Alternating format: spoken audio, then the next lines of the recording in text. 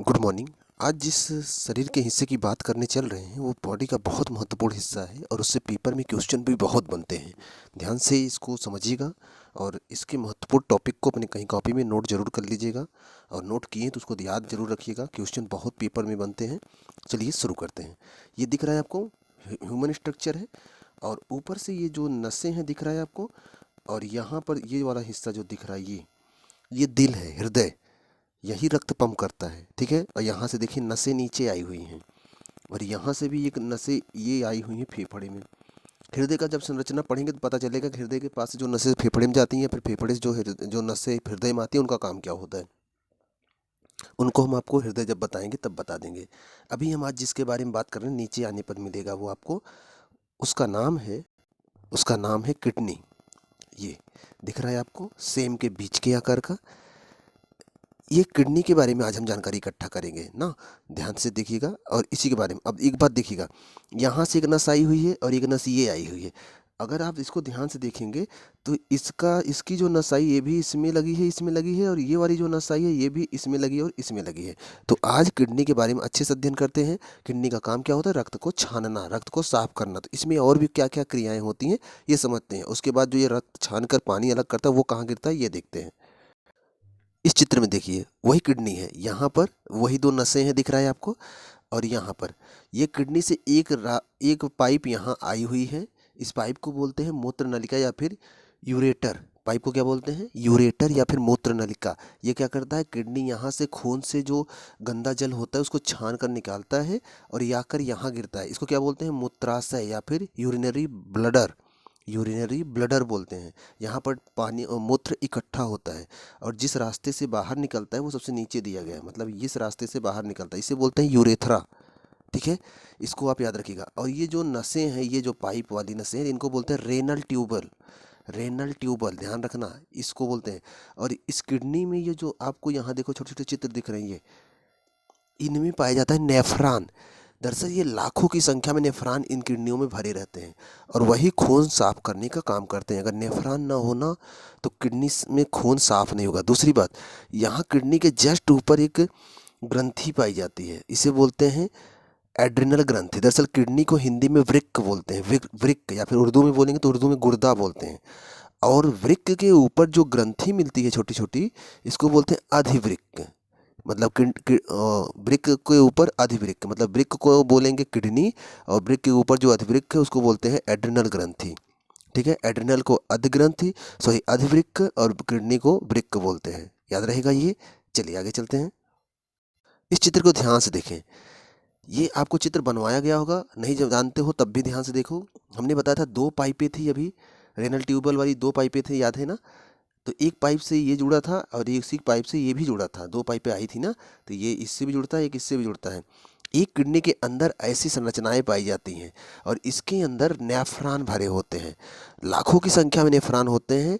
खून इन्हीं से अंदर आता है और इन्हीं से जब अंदर आता है, एक से खून अंदर आता है और एक से पानी बाहर जाता है। तो ये क्या करते हैं, ये जो कोष्ठक बने हुए हैं, ये कोष्ठक क्या करते हैं? छानने का काम करते हैं, खून को छानने का काम करते हैं। छान कर उसमें से जो गंदा जल होता है, यूरिया वाला जल होता है, उसको कहाँ भेजेंगे? यूरिनरी ब्लैडर में, मतलब कि मूत्राशय में। और इस जहाँ से यूरेथ्रा के रास्ते से वो बाहर निकल जाता है, शरीर के बाहर से। किसके माध्यम से भेजते हैं? यूरेटर से, मतलब मूत्र नलिका के माध्यम से भेजते हैं। जरा किडनी को ध्यान से देखिए कितनी अच्छी लगती है, ऐसा तो मन करता है उबाल के खा जाए। इतना इतना प्यारा दिखता है ये। और यहाँ से एक नस गई है, ये जो नीचे गई है, ये इससे निकलता है, मूत्र नलिका है। और ऊपर से किडनी इतनी खूबसूरत दिख रही है। ठीक है, इसके बारे में आप जानते हैं। चलिए कुछ अच्छी चीज़ें बता देते हैं इसके बारे में। चलिए कुछ बताते हैं आपको किडनी के बारे में। दरअसल किडनी का अध्ययन जिसके अंदर, दरअसल किडनी में हमने आपको बताया था कि नेफ्रॉन्स पाए जाते हैं, अभी बताया था किडनी के अंदर ऐसे कोष्ठक बने थे ना, अभी दिखाए थे। इन कोष्ठक में नेफ्रॉन पाए जाते हैं। वो क्या करते हैं? ब्लड को साफ करने का काम करते हैं। ध्यान रखिएगा, नेफ्रॉन पूछा जाता है कहाँ पाया जाता है, किडनी में पाया जाता है। दूसरी बात, अब किडनी जो है नेफ्रॉनों से बनी, इसलिए क्वेश्चन पूछा जाता है किडनी की कार्यात्मक इकाई क्या है, तो नेफ्रॉन है। एक क्वेश्चन ऐसे कंप्लीट हो जाएगा। ध्यान रखना, किडनी की कार्यात्मक इकाई नेफ्रॉन है, क्योंकि नेफ्रॉन लाखों की संख्या में इसी किडनी में भरे रहते हैं और वही ब्लड साफ करते हैं। और अभी दिखाते हैं एक नेफ्रॉन कैसा होता है, अभी दिखाते हैं थोड़ी देर में। पहले सुन लीजिए इधर। किडनी का अध्ययन जिसके अंदर करते हैं, जिस विज्ञान के अंतर्गत करते हैं, उस विज्ञान को बोलते हैं नेफ्रोलॉजी। नेफ्रोलॉजी नेफ्रोलॉजी के अंतर्गत किडनी का अध्ययन किया जाता है। इसके अलावा ये दोनों किडनियों का भार लगभग 320 से 340 ग्राम के आसपास होता है। मतलब बोल सकते हो आप 160 से 170 ग्राम एक किडनी का हो सकता है भार। ठीक है, औसत है, इससे कम ज़्यादा होता रहता है। दूसरी बात, किडनी का आकार बीन के आकार, सेम के बीज के आकार का, आप राजमा बोल सकते हो राजमा के बीज के आकार का हो सकता है। इसको आप जानते रहेगा। और अभी आपको बताया किडनी का कार्यात्मक इकाई नेफ्रॉन है, इसको याद रखना, बहुत बार पूछा गया है। और एक किडनी में लगभग 10 से 13 लाख तक नेफ्रॉन्स मिलते हैं एक किडनी में, सोचो, और इसमें भी उतना ही मिलेगा। और किडनियाँ ध्यान से देखो तो ये पाइप है ना, दोनों पाइप है, ये वाली पाइप इधर जुड़ी है तो ये वाली पाइप इधर भी जुड़ी है, और ये हरे वाली पाइप अगर इधर जुड़ी है तो इधर भी जुड़ी है। कहने का मतलब ये है, इससे इसमें भी रक्त जाएगा, इसमें भी जाएगा। मतलब अगर ये खराब हो जाए ना तो एक किडनी भी काम करती रहती है। मतलब अगर एक किडनी आप दान भी कर दो ना तो एक किडनी से स्वस्थ जीवन जी सकते हो। लेकिन इसके लिए आपको ध्यान रखना होगा कि किडनी साफ रखने के लिए बॉडी में पानी भी पर्याप्त मात्रा में होनी चाहिए, तभी किडनी अच्छे से काम करेगा। और स्वस्थ रहना है, अधिक दिन तक जवान रहना है, बूढ़ा नहीं दिखना है, बहुत सारे रोगों से दूर रहना है, और चाहते हो कि आपके चेहरे पर झुर्रियाँ ना पड़े, चेहरा चमकता रहे, बाल ना झड़े, बहुत सारे रोगों से बचना है, तो पानी पियो। कम से कम 3 से 4 लीटर पानी रोज़ पियो।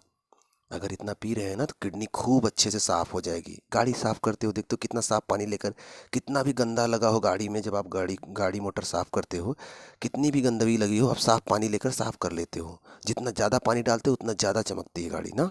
वैसे ही किडनी को भी जितना ज़्यादा पानी मिलेगा ना, उतना ज़्यादा अच्छे से साफ़ करेगी आपके ब्लड को। और ब्लड जितना ज़्यादा साफ़ रहेगा, मुहासे, फोड़े फुंसियाँ कम होंगे, दाने कम निकलेंगे, चेहरा में चमक रहेगी। क्योंकि ब्लड ही तो चमक उत्पन्न करता है ना। ब्लड ही नहीं साफ रहे, गंदा रहेगा तो कैसे चमक आएगा। चेहरा मुरझाया सा रहेगा, लगेगा कि किसी ने 3-4 थप्पड़ मारा है, किसी ने 4 दिन से आपको खाना नहीं दिया, ऐसा दिखेगा।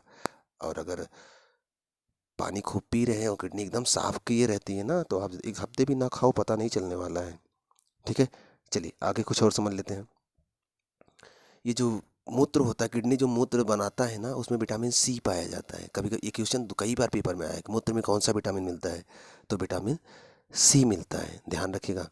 और एक बात, किडनी फेल होने के जो चांसेस होते हैं ना, दरअसल किडनी जो फेल होती है, किडनी में कैल्शियम ऑक्जेलेट के जमा हो जाने से, कैल्शियम ऑक्जेलेट के जमा हो जाने से किडनी फेल होने की संभावनाएं बढ़ जाती हैं। ध्यान रखना, कैल्शियम ऑक्जेलेट एक प्रकार से अंदर की किडनी की पथरी है, और यही कैल्शियम ऑक्जेलेट गाल ब्लैडर आप सुने होंगे, पित्ताशय जो यकृत में पाई जाती है, यकृत के पास पित्ताशय में भी कैल्शियम ऑक्जेलेट जमा हो जाने से वहाँ भी पित्ताशय में पथरी हो जाती है। मतलब अगर शरीर में कहीं पथरी हो रही ना, आपके दिमाग में एक ही नाम होना चाहिए, कैल्शियम ऑक्जेलेट। वही जमा हुआ होगा, वही इकट्ठा हुआ होगा, उसी से पथरी हो रही है।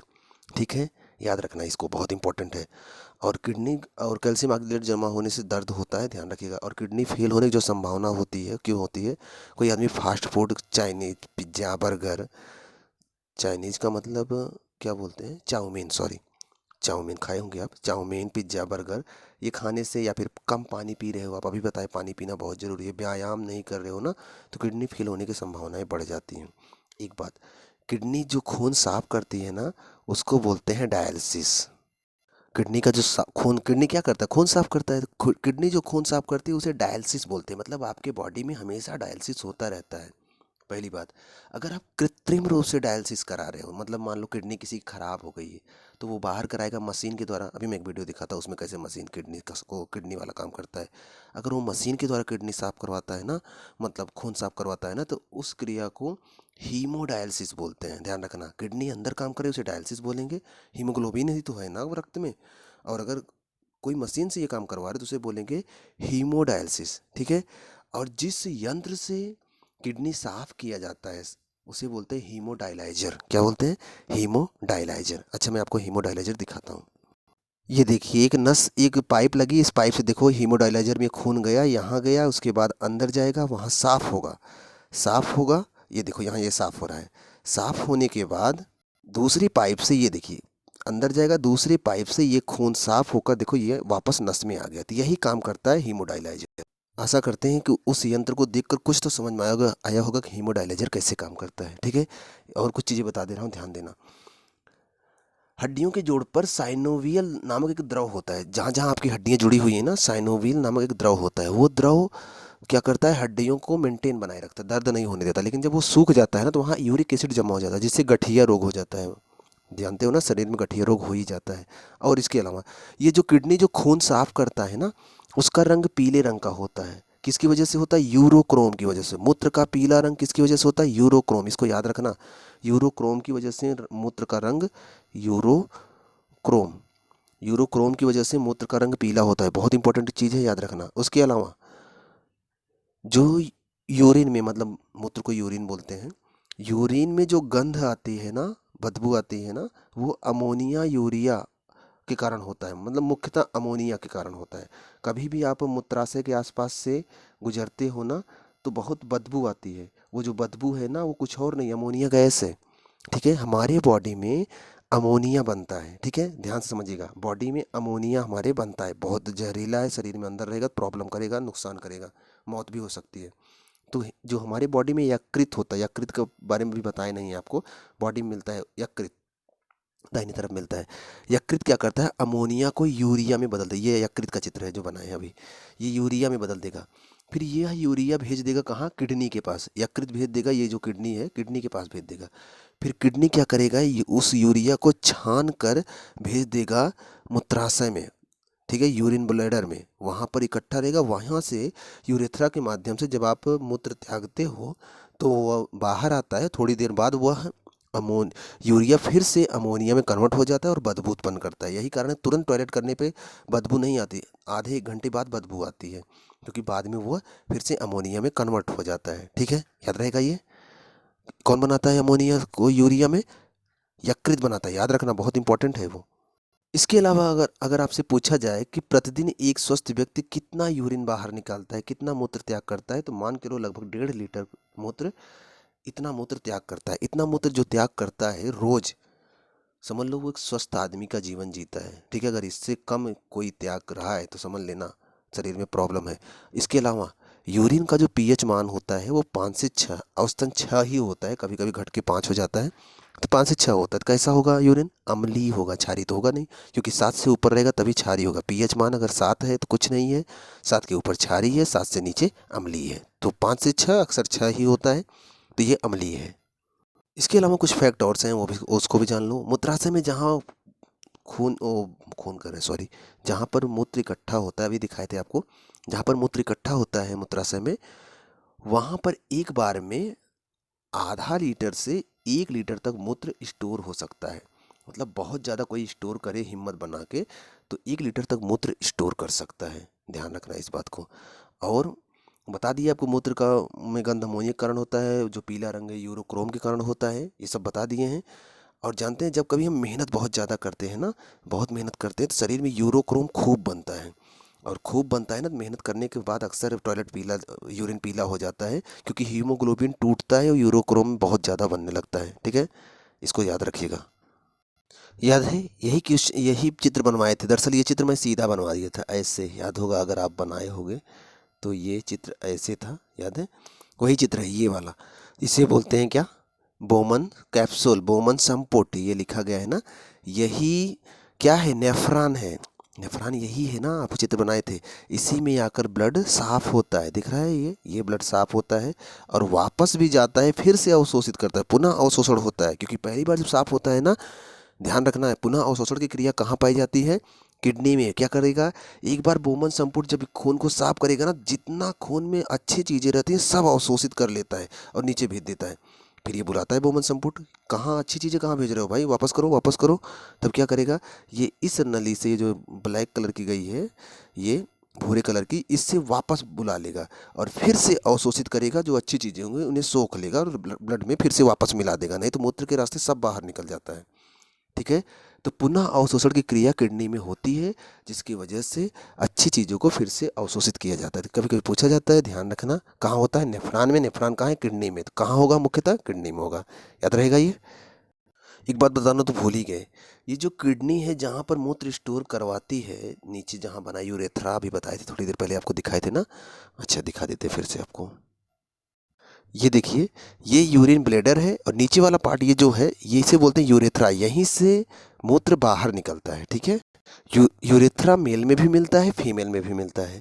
दरअसल फीमेल में यूरेथ्रा छोटा होता है क्योंकि वहाँ से केवल यूरिन मतलब टॉयलेट ही बाहर निकलता है, लेकिन मेल में यूरेथ्रा बड़ा होता है क्योंकि उसी से टॉयलेट भी निकलता है और उसी से स्पर्म भी निकलता है, शुक्राणु भी निकलता है, इसलिए बड़ा होता है, ठीक है। और बॉडी में पसीना भी निकलता है, जानते हो पसीने के साथ यूरिया भी बाहर आता है, ध्यान रखिएगा इन सब चीज़ों का। तो ये रही किडनी से संबंधित महत्वपूर्ण जानकारी। आशा करते हैं आपको समझ में आई होगी और आप इसको याद रखेंगे तो आप पेपर में बहुत सारे क्वेश्चन कर लेंगे। वीडियो कैसा लगा ज़रूर बताइएगा, और चैनल पे पहली बार हैं ज़रूर सब्सक्राइब कर लीजिएगा और लोगों के पास शेयर भी किया करिए। मिलते हैं नेक्स्ट वीडियो में, तब तक आप पढ़ते रहें।